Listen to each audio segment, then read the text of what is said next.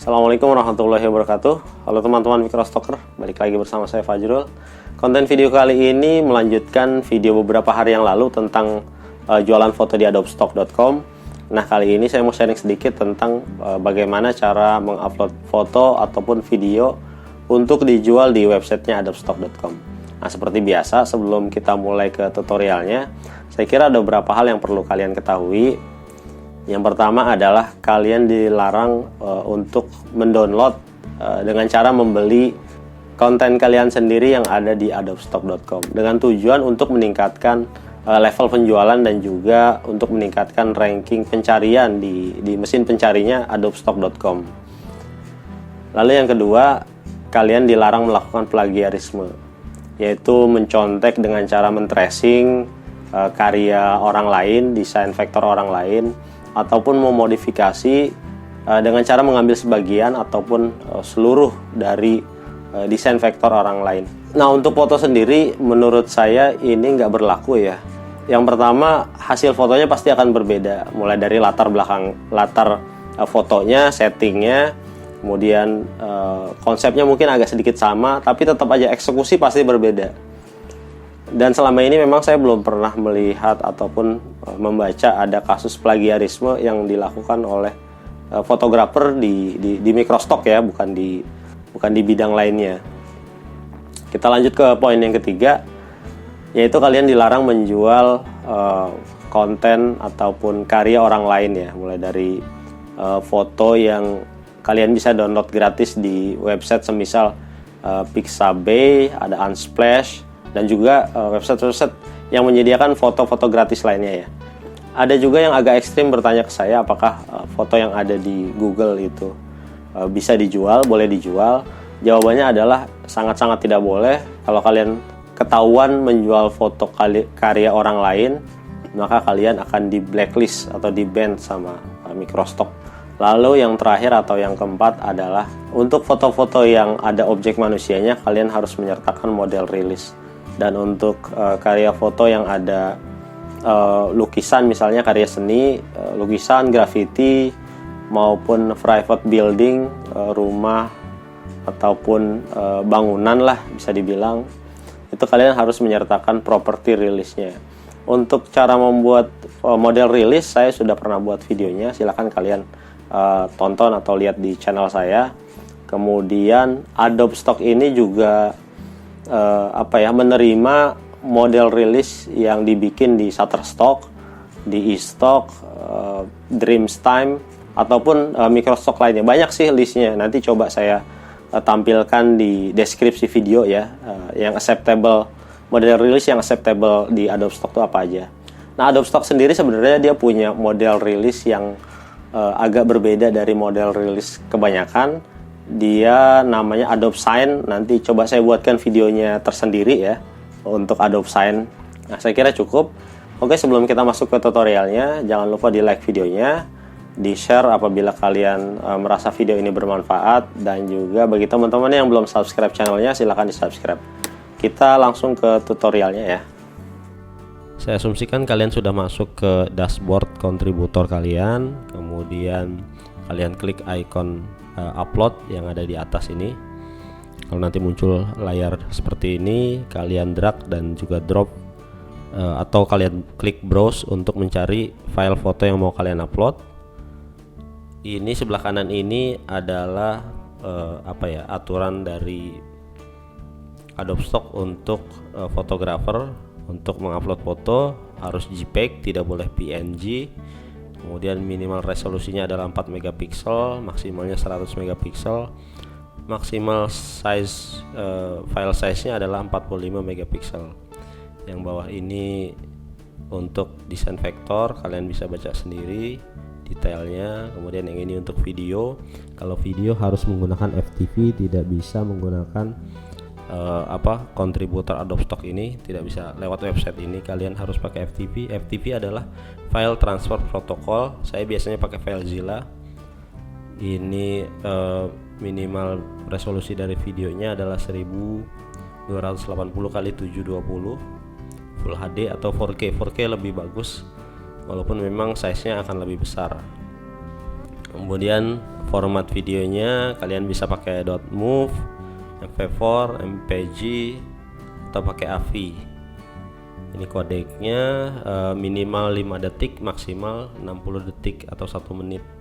Maksimal besar filenya adalah 3,9 GB. Nanti kalau kalian mau tahu lebih detailnya, diklik aja nih kontributor submission guide-nya. Nanti di situ dijelaskan. Nah, kita balik lagi. Setelah proses uploadnya selesai, nanti tampilannya akan seperti ini. Lalu kalian pilih foto mana yang mau disubmit duluan.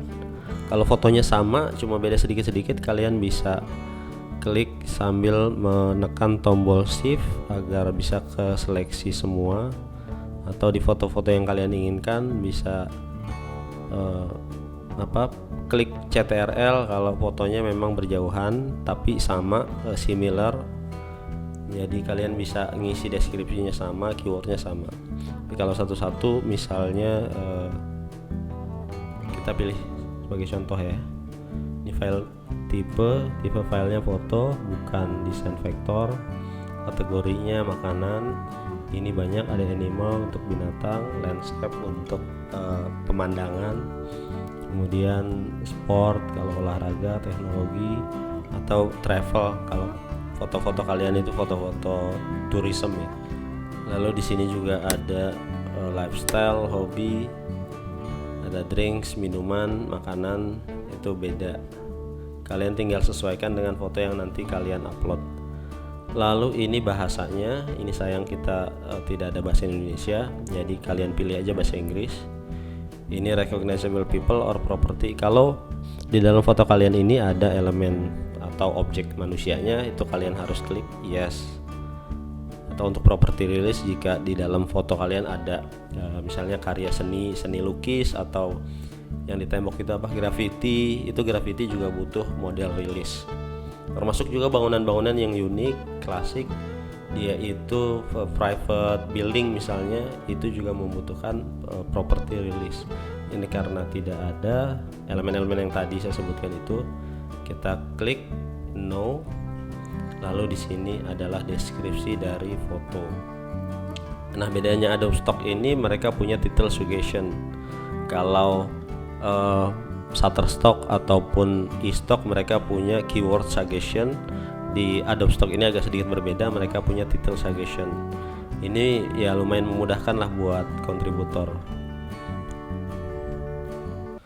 Nah, lalu di sini adalah keyword minimal 5, maksimal 50, seperti halnya juga Shutterstock dan juga eStock, mereka juga sama, minimal 5 keyword dan juga maksimal 50 keyword, tidak boleh lebih dari 50. Lalu kalian masukkan satu-satu di sini keywordnya.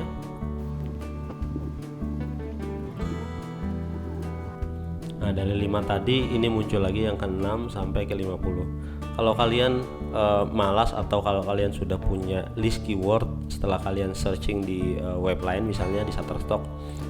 Shutterstock kan punya